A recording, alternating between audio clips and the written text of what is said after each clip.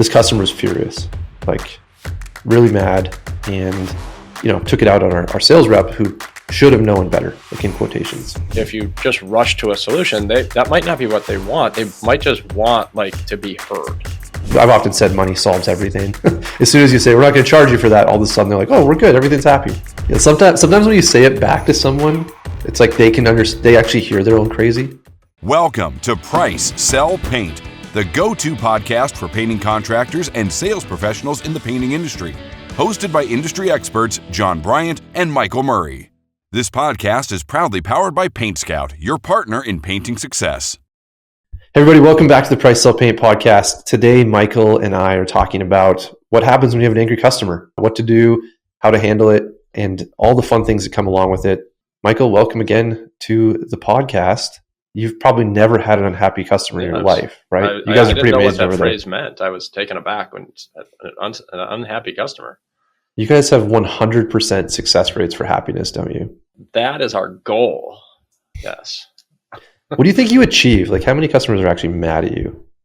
I mean, we use Net Promoter Score. I haven't looked at it in the last little bit here, but we're pretty high, to be honest with you, like 70s, or we're in the 70s, which is I think it's like 70 or something.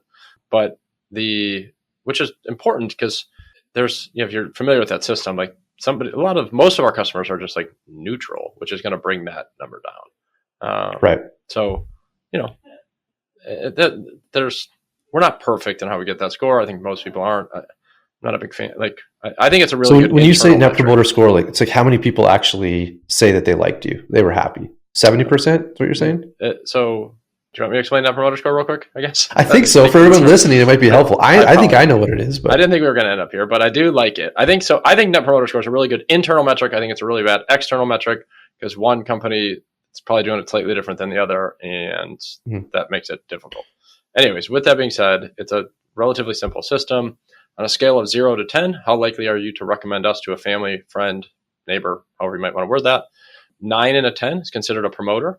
A 7 and 8 is considered neutral, and 6 and below is considered a detractor. And I'm going off memory, so I think I got that right. And so what we don't want are detractors, people that are going to go out of their way to leave us bad reviews, tell their neighbor, "Oh, that was an awful experience." We certainly want those promoters. Those are those 9s and 10s. Those are the people that will go out of their way to refer somebody. And then you're going to end up with a good chunk of neutrals where it's yeah, it was good. It was a good experience. And, I'd probably have them back, but probably not going to go out of my way to recommend people. And so then it's just a simple percentage. What percentage of the total are the promoters minus the percentage that are detractors? And so that neutral score affects the total number, but it doesn't factor into the second half of that equation. All right. So there's going to be some unhappy people. 70% of people are promoting you. And that's that. Okay. I mean, that's a great metric. I mean, for those of you who are not using it, definitely look that up because I think it's a great way to see how you're doing in this area. Do your customers like you? Are they happy? Are they promoting you? Mm-hmm.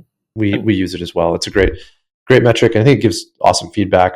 But let me add one more piece of context, actually. I think there's a lot of companies in our industry, especially maybe a larger, a little bit more sophisticated, that if you're not already, should really consider using Net Promoter Score at the estimate as opposed to after the work is completed, but do a Net Promoter Score survey at just after an estimate. Just try to get an idea of how likely would somebody be to recommend to their neighbor to get a quote from your company just based on that sales experience with that sales rep. That can be a really interesting. They might not book with you, the price was higher than I expected, or all the things that we all know about. But I had a really good estimate experience. I felt like I was taken seriously and treated with respect, and this wasn't a waste of my time. I was heard, all the things that a customer would want in an estimate, even if they didn't necessarily book. That's a pretty sophisticated way that you can use Net Promoter Score and kind of drill into different segments of the business to maybe get some more data on how to improve and things. For sure. Anyway. So now that we've gone on a slight tangent, let's get back to it. I mean, this last week I had a couple of situations where I was asked my opinion on some unhappy customers. And this is from a sales rep's point of view. They had sold a job. The customer in this particular case, was a set of cabinets, sold the job. They wanted to change their hardware, and the rep didn't know was that the hardware was actually screwed in, and there was a piece of wood glued in after, and so you could not unscrew the hardware. Okay. And when it came time to actually tell the customer, like, hey, or the crew showed up on site, and then the customer was told, like, hey, this is going to be additional work that we weren't expecting, because we have to, in order to change this, which you decided after we did the estimate, we have to drill into every single door and undo the screw. And this customer was furious, like really mad, and took it out on our sales rep, who should have known better, like in quotations. Okay. And sometimes there's things you just don't know, like you have no idea. Another situation was additional work that had to be done. It was a third coat, the paint didn't cover. These things happen, and it's all in our contract that this stuff is all up front. Nobody reads contracts, let's be honest. It's a lot of, maybe 5% of our customers. I have no idea what's going on. And so then you point at the contract and you're like, hey, you signed this, and they're not happy. And so we're trying to go after that net promoter score, make people happy. That's our goal. And some people just, aren't happy. And so we have to have these discussions with customers when expectations are different. A lot of times it has to do with money. I think that's a core. I've often said money solves everything. Like as soon as you say we're not going to charge you for that, all of a sudden they're like, oh, we're good, everything's happy. Yeah. But I think as a sales rep, we deal with these things. We got to make those calls, and I think it's important that we have a standard procedure that we go over in order to make sure that we are in the right headspace, that we have the right things at our fingertips, because inevitably we get emotional. We forget what the process should be. We lose track of what's important. We feel like everyone's different, but it's not. Yep. So here's the funny thing. Before the call, you and I or before this podcast, we were talking about how you don't actually have sales reps deal with those problems. Yeah, as much as we can, for sure, especially like directly with the customer. One of the things that I think is really important, so let's be real, right? We do get unhappy customers because schedule delays, or, maybe just like we missed a spot, got paint where it wasn't supposed to be, like those types of things. Or like we have to charge them for something different than what was originally expected. Look, you're going with some dramatic color change like you talked about, or there's just some like kind of crazy unforeseen circumstance here. And as much as we can, like I want to avoid sales reps being involved in that, because their confidence is so important. I need them to be confident that when they sell a job, it's going to go really well. And I think as business owners, this is why I think like business owners doing sales is great until it isn't, kind of a thing. Yeah. Because the number one person who's like, you're going to get the call as the business owner is you, right? When you sold that project, they're coming to you, no matter how hard you try. And if you're seeing a lot of problems, even a couple problems, and it just manifests itself as like, this is a lot of problems, you're less confident, you're less excited to go out and sell more jobs, because I'm just going to end up with more problems to deal with. And I think this happens to a lot of business owners in our industry, like where they maybe intentionally are like, I don't even want to grow this business anymore, because as I sell more and I grow and I hire employees, just end up with more problems to have to deal with, and more customers that are pissed off because, I send these painters out, they don't do what they're supposed to, or, whatever. And so I really want to avoid sales reps from like experiencing any of those types of emotions, if you will. So walk me through the process, because we do it differently. And everything you said resonates with me. Confidence is so important. And I saw that over the last, of these last situations where that person became a shell of themselves as a sales rep, because they were focused on these problems. Yep. And it wasn't productive. They'd gone and had an incredible month, and then they all of a sudden were dealing with 2 or 3 of these things in a week, and that just everything grinded to a halt. Yeah. And so they've lost the confidence in the company. So what happens in a situation where there's multiple, like if there's a third coat required, who's making that call? Crew leader or team leader, field manager, and operations director, right? Like just we're moving right up the operations team is what we just did there. But in that situation, I think that's like a really good example of, let's just pretend, let's say we're painting a bedroom and we've got to charge a customer for a third coat. Is that a fair scenario? Oh, it's so common. Yep. Yeah. How much does it cost in that? Like $200, $100? Sure. Yeah. It's not a lot, but it's something. Something. It's not nothing. And like, we don't want to get in this habit of like getting taken advantage of customers. And like, don't get me wrong, $200 is a lot of money, and it's like, it starts to add up and all the things. The challenge I have though is like, sales reps are inherently like I believe not equipped to like deal with these types of things, because they're busy, they're out doing estimates, and having to like task switch to go take care of this is a challenge.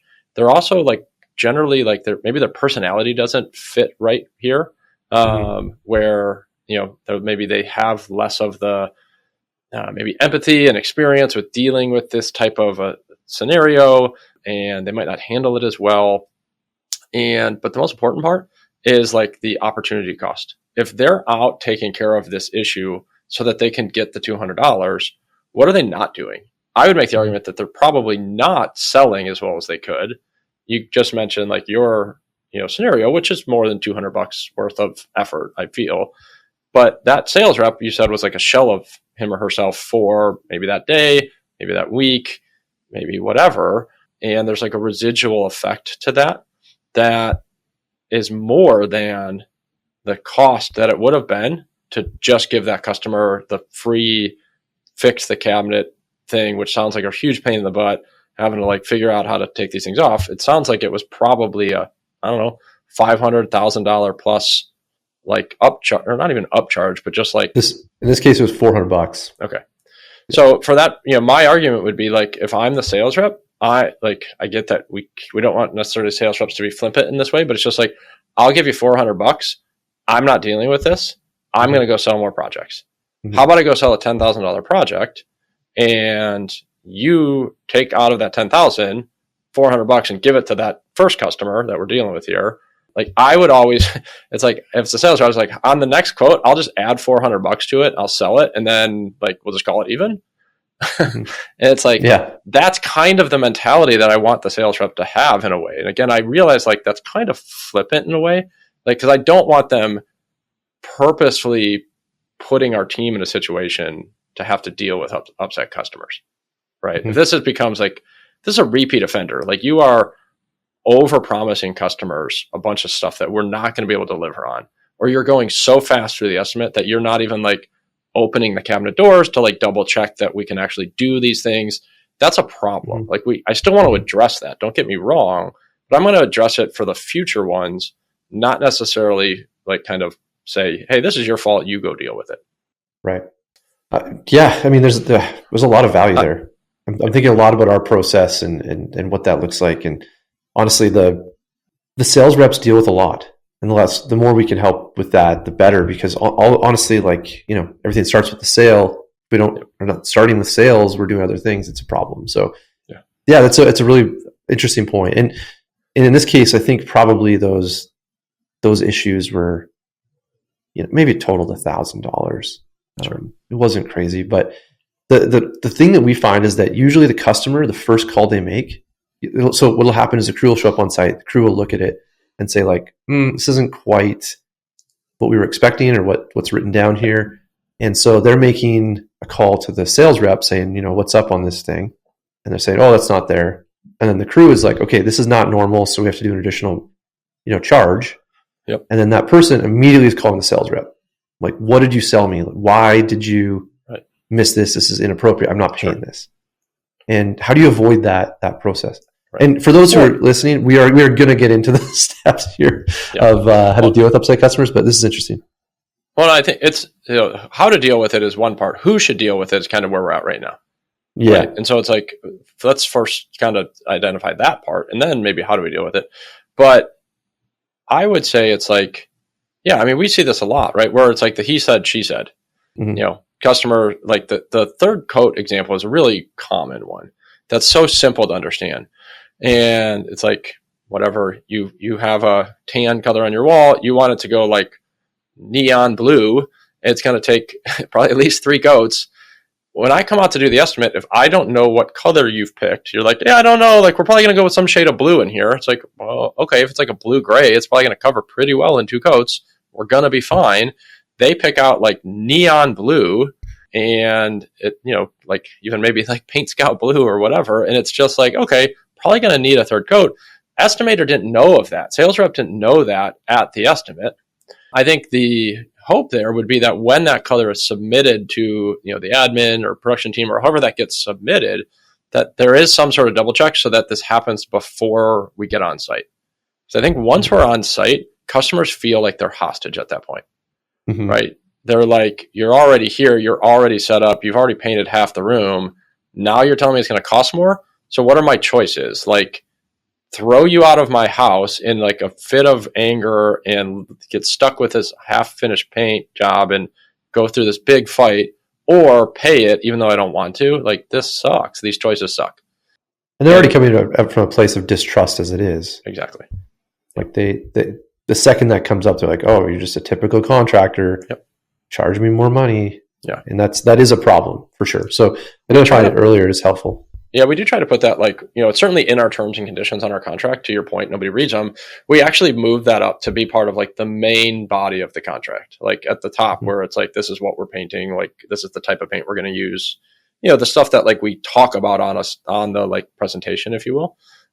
It clearly states that like this quote includes 2 coats. If you are doing a significant color change, there's a good possibility you might need a third coat, which would, be an additional cost. I mean, I think it's, I don't know. Yeah. Again, I think it is, I think like we can get lost in like, what is the true value of a customer? Is $400 a lot? Like, if we have to give a customer a free $400, is it worth it? What we want, like, I would make the argument that it probably is. Like, the lifetime value of that customer can be tens of thousands of dollars if done well, and if we keep in touch with these people and all the things. But we have to do it like well early, so that we're not just trying to like avoid a 1-star review, right? Because that's not a lifetime customer anymore. Like, at this point, it's over. They don't trust us. They hate us, and they just want this to be over with. And we're screaming at each other and, whatever. It's like, fine, you win. I'm not going to charge you. I'm just going to paint the stupid thing so I can get out of here and just pay me the original bill. Like, that's, again, we've all been there.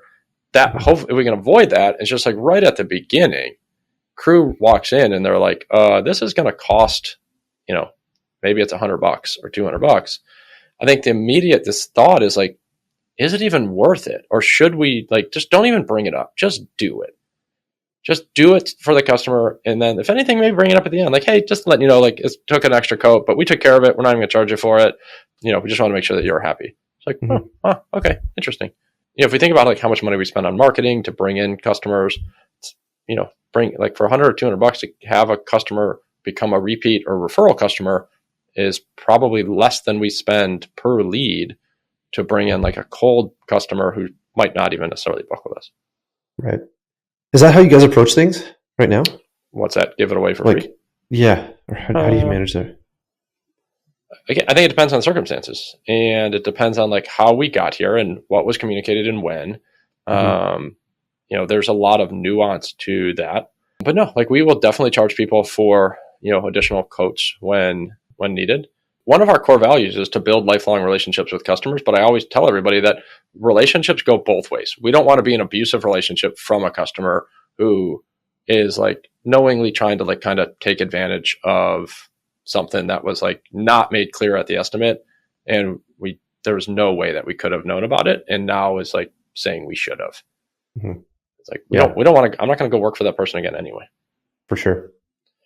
I think the biggest thing though is like, I don't want my sales reps involved here. Yeah. Like as very little as possible. So yeah, I mean, definitely I see a lot of value in that. And I think either way, I mean, someone's making this call to the person, they're upset. So maybe let's run through kind of these, 8 different points here of just for whether it's a sales rep, whether you are a sales rep listening and you find yourself in these situations, or you're on the production side, or you're an owner that's getting these calls, because sometimes it gets escalated at that level. Sure. Actually, a lot of times, it does. I think, in our world, it's like 1 or 2% of customers are just really, really hard to deal with, and you might be getting a call. Sure. So these are kind of eight points that we've identified as being really important. And ultimately, we're trying to take these situations and de-escalate them, understand the customer, and recover trust. So, Mike, you want to start with number one? What you're on this call, what are you doing? Yeah, so we put together this, prep list, some of, did some research on exactly what the best way to do this. First thing I think is just to stay calm. We want to, as simple as just take a breath, take a beat, things like that. I always I'll just share a quick note here. So for me, as an owner, I'm a people pleaser. I want everybody to be happy. I'm not great at sales because I care a little bit too much about what other people think about me. Just deep down in my, whenever I do personality assessments and things like that. And so when I hear about unhappy customers, I'm like, oh my gosh, this is a major thing. I need to go create all these new systems. I got to figure out all this stuff. And it gets me down in these huge rabbit holes that oh wait, we just have a difficult customer here. And so one of the ways that I deal with that is if I'm going to have a customer who's going to be upset, I have to hear about it from our team. I never want to hear about it from a customer because that gives me time to process it. If I get a call from a customer, I don't have any time, right? It's just hello, yeah, what's going? Wait, what? You're screaming at me? And oh my gosh, and I'm not in an emotional state to just take a breath. How am I going to handle this? What are the possible solutions here? Maybe do some investigation to figure out how did we get here? So I've made it very clear, if I have to be involved, which I really don't want to be, we have a handful of people that can handle this stuff, but I just want to know about it from our team so I can prepare, and then I will call that customer or go out to their house or whatever's needed. But with some here's what we're going to do for you. I've looked into it. I'm in a very calm state now, and I'm not it didn't just hit me for the first time. I think with that, my strategy has always been to not get surprised. Yeah. If I see a number I don't recognize, I don't answer. Just my policy.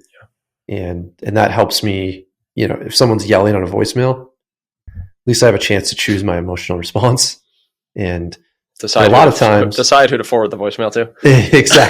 Exactly. Or, when I was actually making those calls, it was, okay, well, we're dealing with someone who's very upset. So at least I have some context. Yep. And the one thing I always struggled with is that, staying calm and professional is so important. And for the most part, I'm really good at that. But I'm also someone that likes to find solutions really quickly.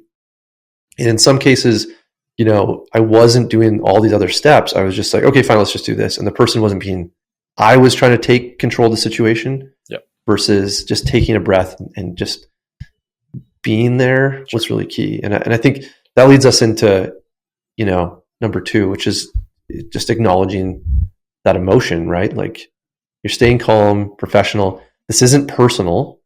And I think, like you said, I think if you care too much, which, a lot of us do, that's not odd. Right. And so you can take it really personally. It's my goodness, I did this to you. And then you realize it's well, this is a lot of different things. Who knows? Yeah, they might be having problems outside of this paint job. Oh, yeah. That's very common. Oh, how did this job go so poorly? Oh, the person's just been served divorce papers. Oh, yikes. Didn't even see that coming. Just the whipping boy at this point. So, yeah, sitting there, acknowledging the emotions. We're frustrated. Okay, I get it. We're, you're staying calm and professional, not personal. And saying something I can hear how frustrating this has been. I'd be the same if I was in your shoes. A little bit of empathy goes a long ways, and that starts to get you into, a state where you can work together. And I think that's what we're going for. Yeah, and I think sometimes in that situation, it's to your point, if you just rush to a solution, that might not be what they want. They might just want to be heard, mm-hmm. and for somebody else to feel upset about this. They don't want too often, we're busy and we just want to be yeah, what's the quickest way to be done with this? Because I've got other quotes and other things and whatever. And they don't care about the $200. They're just upset.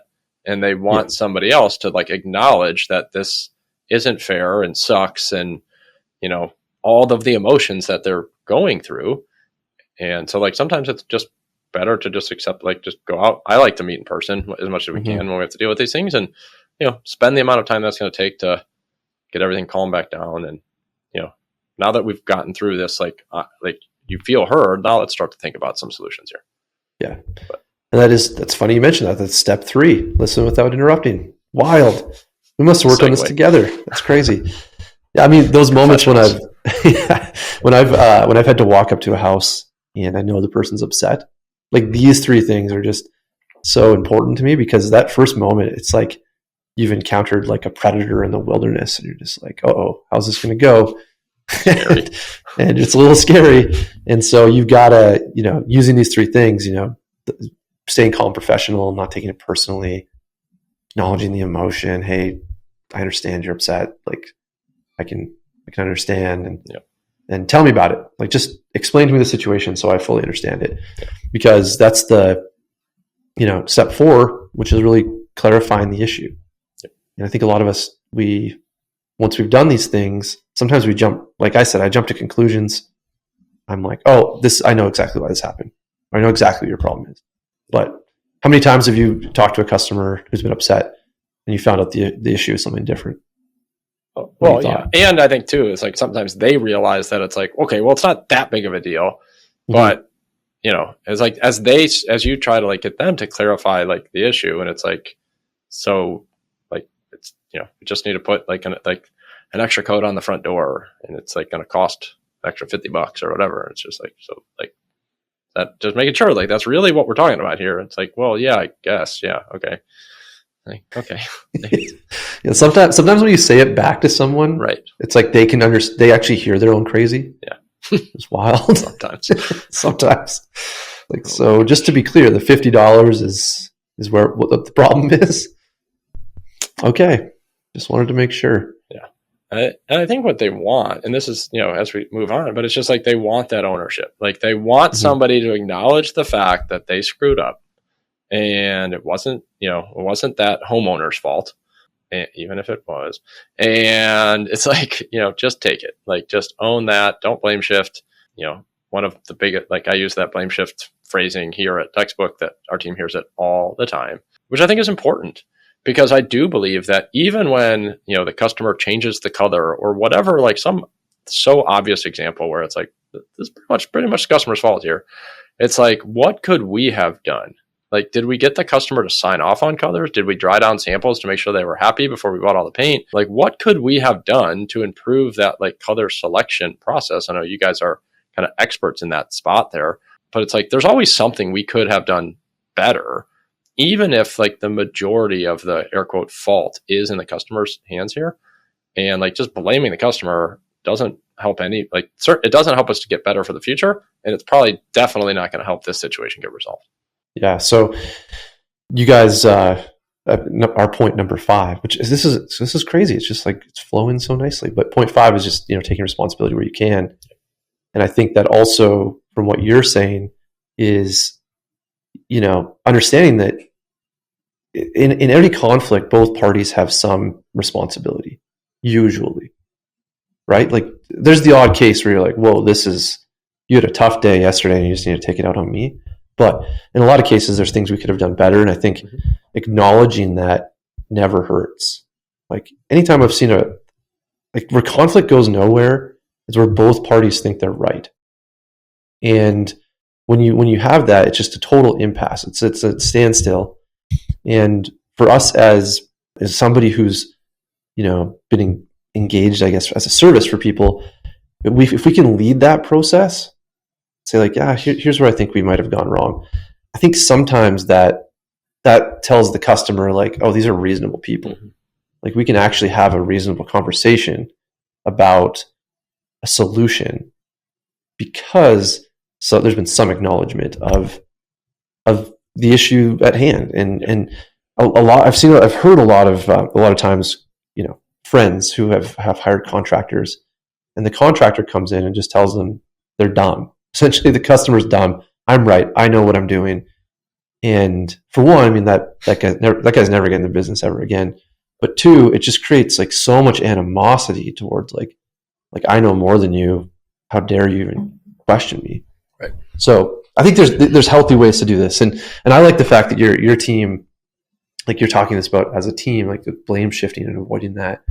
because the fact is that at any point, any person within our organization can deal with a conflict with the customer. We all have to have this in our back pocket. So, sure. Yeah. I mean, again, let's use the example you brought up, right? It's like, should the sales rep, my understanding is sales rep, that cabinet painting example you gave with the piece of wood behind the screws or whatever. So they went out to the house, gave them a quote. There was no mention of changing the hardware. Okay, fine. After maybe they booked the project or not, but then they brought up like, hey, we're thinking actually we might want to change the hardware. Could you throw that, put that on the quote for us or whatever? Mm-hmm.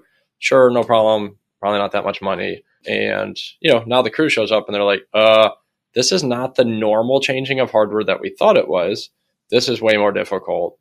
And the estimator's like, I didn't know that because when they brought it up to me, I wasn't there to even double check it. Mm-hmm. That might kind of up to speed. Yeah, that's exactly what happened. And it's just like, okay, so what, so obviously it's like, it's not, is it the estimator's fault? Like, no, like I'm not upset with the estimator here. Is it the crew leader's fault? Nope. Doesn't sound like they did anything wrong. Office fault? Nope. Customer's fault? Like, yeah, sure, maybe a little bit, but they don't really feel like they did anything wrong either. Like they didn't know that this isn't how everybody's kitchen is. They don't do this every day. It's just like, it's really like nobody's fault, but we've got to move forward here. And like that blame shift mentality is just like, if we just say it's customer's fault, like this is going to happen again or something similar versus maybe there is a new policy where it's like, Mr. Customer, I'd love to give you a quote to do the handles for you. All I need from you is a picture of the inside and the outside of your door so I can just verify exactly how the hardware is currently installed so that I can give you that accurate quote.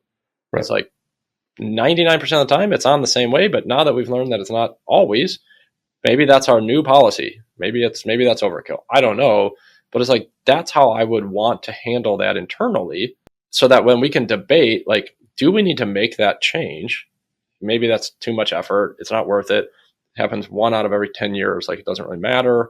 Or maybe it's like, actually, now that we're talking about it, this has happened like 2 or 3 other times where it was kind of a similar situation where if we would have gotten those pictures, that would have really saved our butts. And it's like, okay, maybe that's going to be our new policy. If anybody needs an adjustment to a quote and we're not perfectly clear as to what that's going to be, we got to get pictures or send somebody out. I don't know, but like that's how I would want us to think through that situation. So there's things we can do. There's things we could have done better. And now we're here. Yep. Like we've obviously have this conflict and it's not your fault. It's not our fault.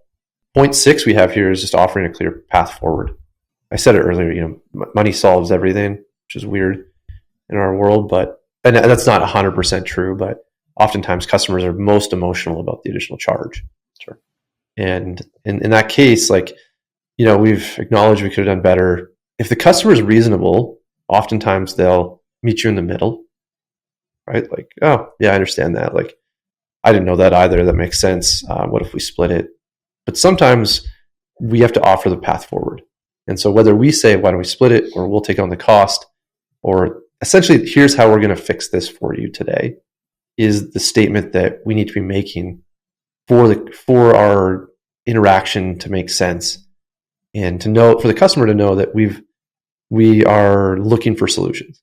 Does that resonate with you, Michael? Yeah, 100%. Yeah, I mean, it's right. I think, I mentioned it before, but it's just like we first have to go through this, like, let the customer be heard, kind of like get all that anger out, acknowledge the empathy, be a good listener.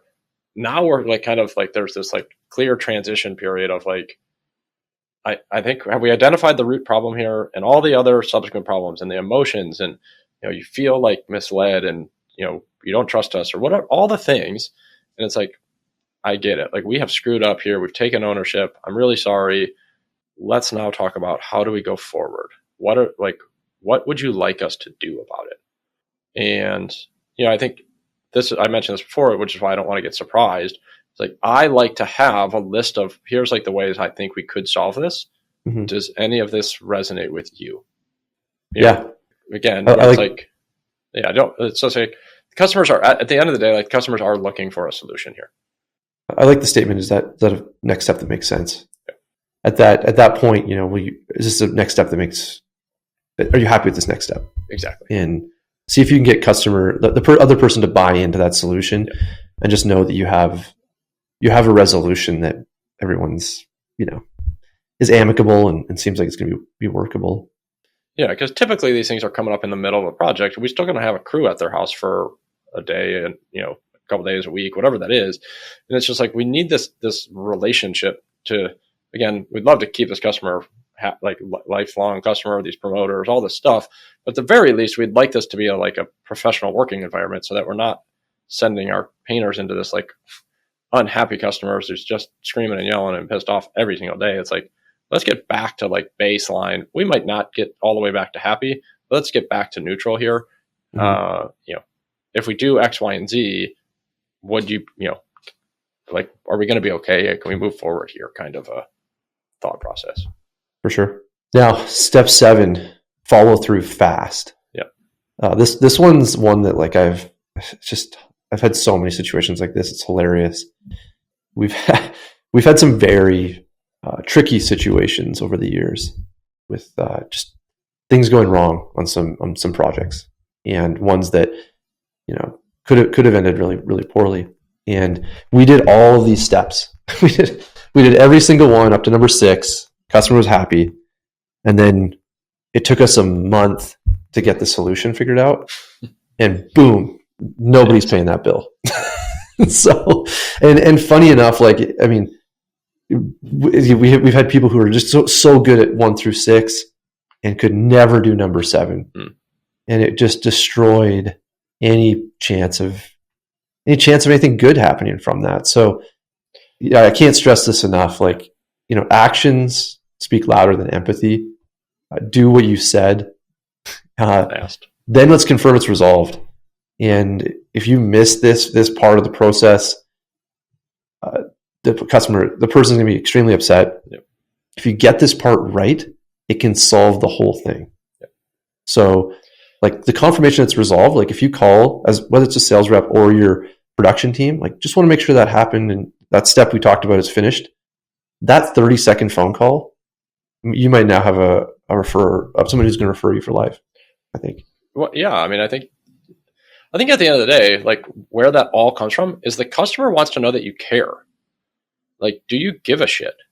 And like, do you care about them and their project, or are you just like, every other contractor, air quote, where it's just like, you don't, and you're doing other projects and you're too busy to care about me. And like that's where it's like, my money should buy you caring about my project is a pretty fair like expectation for a customer. And they're already upset.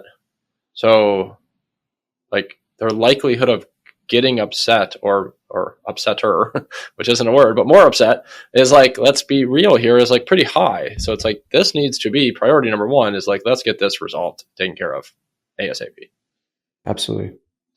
Which I would make the argument, which is why I don't want my sales reps involved.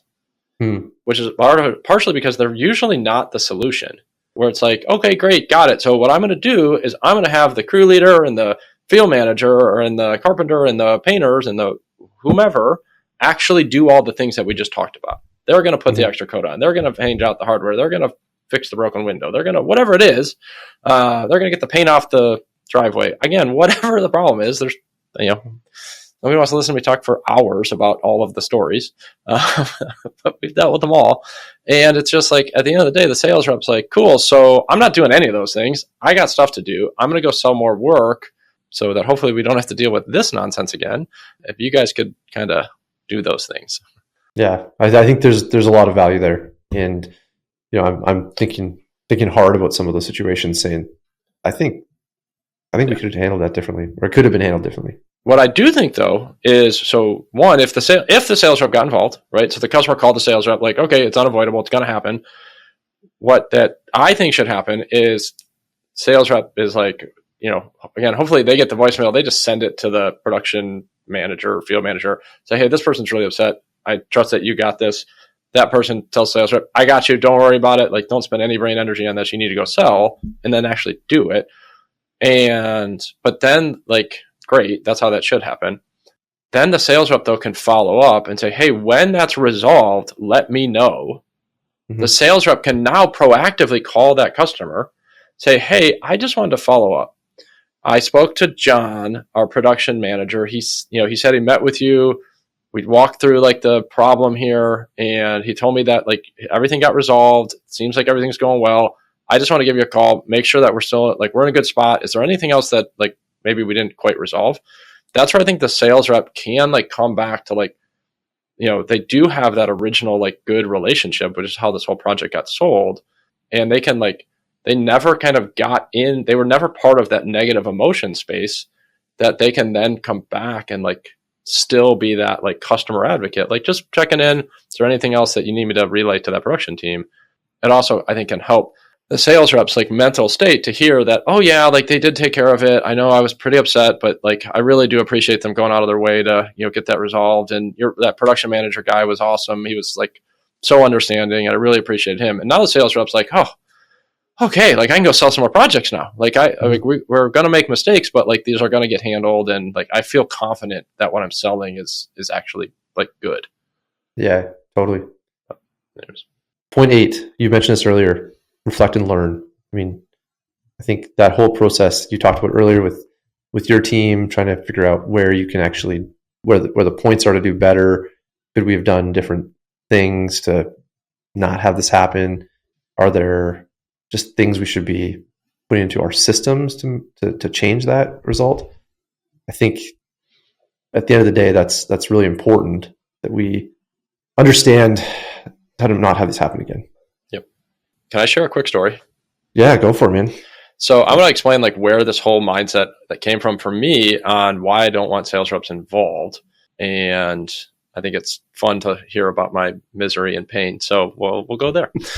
So I take you back. I'm a college student running my painting business, and I think my third summer of doing it. And so at this point, like I had, kind of figured some stuff out. I learned that you could charge for more than $3,000, which is the story I talk about a lot.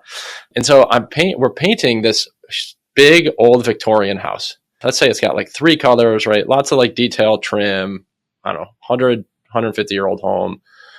And I'm going to say I charge them roughly like $6,500. This is 2005 for context. Inflation's been a lot in those 20 years, but today that's probably like a $40,000 to $50,000 paint job, not because of inflation, but because I didn't know what the hell I was doing when I was pricing jobs. All right, so I'm doing this like $6,500 paint job, old Victorian, 3 colors. We're in the middle of it. The customer says, hey guys, like I think it would look great is if we added a little bit more like trim detail. We've got all these like extra little boards and this old Victorian, and I think it would be great if we had 5 colors. I said, okay, no problem. We can do that for you, Mr. Customer. It is going to cost a little bit more. You can imagine we got to do all the details and trim it all out. And they're like, oh yeah, that makes sense. Sure. Yeah, just let us know at the end. Okay, gotcha. And you can already tell where the story's going. And so we get to the end, calculate it all up. I said, hey, customer, like it turns out we're about $9,000. That's about where we're at here. So that's going to be like, whatever you paid a deposit plus, I don't know, whatever that was. It's called $1,500. Show me the 5 you originally did plus this additional, I don't remember, $3,000 or $2,500. I forget what I just said. And the customer says, no, I never signed for that. So here's the final check for the $5,000. I was like, wait, no, what do you mean? Like you told me that you would pay us that amount. And they said, well, I'll tell you, like, I'll talk to our spouse and my spouse and come back in a couple of days and, we'll see what we can do. And so then I went back at the time they told me to come back. I could tell they were home. They wouldn't answer the door. And I was like pissed, right? I'm a college kid. If I remember correctly, it was like $3,000 or $4,000 that they owed me, like legit. They knew it. They were right. I didn't have them sign. It was stupid. I didn't know what I was doing. And I was like, I legitimately was losing sleep. Like this is a ton of money to me. Like this is going to be like all of the profit I'm going to have for the whole summer, or I don't know, half of it probably, or whatever. And I'm like beside myself. Like this is insane. I'm so pissed. I don't know what to do. Like I don't know how to handle this. I don't know what my options are, like other than just basically begging them. And I did that for like 2 weeks. I was calling them. I was leaving them voicemails, probably text messaging, although that was a long time ago, but probably text messaging them and knocking on their door and all the things. And I realized, and then eventually after honestly 2 weeks of just losing sleep, I realized that it wasn't going to happen. And that the only thing I was going to be able to do was like, just put it behind me. And like, I just needed to move on and just go sell some more jobs and like try to make money on those jobs. But I wasn't like selling anything during those 2 weeks. All I was doing was like chasing that $3,500 instead of like going out and trying to run my business and sell more projects and, do those things as a college student. But I was trying to do something that I thought was pretty significant. And I think like that's where my mindset comes from for our sales reps. Is just like there is like a significant weight of like dealing with these types of customers that we all deal with in this industry. I think it can crush business owners just like mentally and emotionally, having to like deal with stuff that just feels like unfair and like it sucks. Like in these situations, like we can't sue the customer. It's never worth it. You can't, you can put a lien on their house. It doesn't get you anywhere. You can take them to small claims court. You're not going to win. And if you do, they're not going to pay you. And you probably had to pay the lawyer more than you would have gotten anyway. And it's just like the whole thing kind of stinks. But what I've learned is just that, like, if you don't take it personally, we just chalk it up to like, yeah, every once in a while, we're just going to run into that customer who's just going to like kind of stiff us out of $500 or $1,000 or $4,000. It's like, yeah, that stinks. It really does. But most people aren't that way. And I can go run a business based on like those most people that is successful and profitable. And I'm just going to focus on how do I take care of those people better. Yeah, I mean, that's very impactful. Lot of things. I'm sure that sucks. It always does. Man, there's so many figuring out how to. It's like it's so easy to say. I'm like, oh, that sounds so great, and then you actually get there, and you're like, I'm losing sleep again. I have so many stories, but like as we were going through this episode, I'm just like reliving these stories that are like so buried down in this like, whatever 23 years of doing this stuff or whatever it is, and it's just like, man, you're like, this is where this came from. Like now I see, like this is why I don't want our people having to deal with this stuff. But yeah, that's wild. Yeah, give a lot of credit to our production team. We do go out and have to talk to people like this. Yeah. Well, this is a great episode for them then. Here's what you can do to make this better. So buy them a spa day or something. Totally. Well, it's probably a good spot to end. And guys, thanks again for tuning into Price Sell Paint podcast. If you like this content, feel free to give it a like and subscribe. We are more than happy to keep doing this if people appreciate it. And yeah, Michael, great chat, man. Appreciate you. Good to see you as always. Yeah. Take care. All right, man. Take it easy. Bye.